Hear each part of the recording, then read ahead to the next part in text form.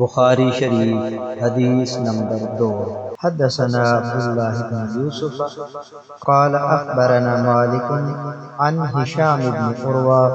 عن ابیہ عن عائشة ام المؤمنین رضی اللہ عنہا ان الحارث بن ہشام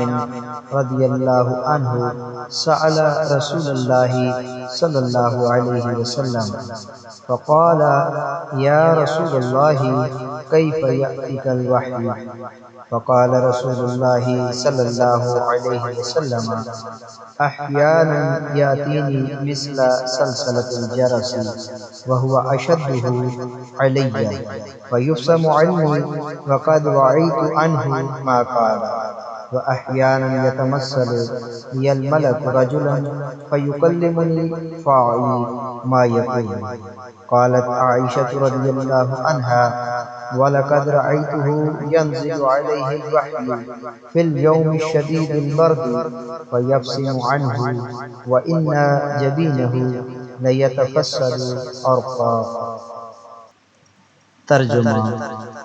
حارث بن ہشام نے حضور صلی اللہ علیہ وآلہ وسلم سے سوال کیا کہ حضور آپ پر وحی کیسے نازل ہوتی ہے؟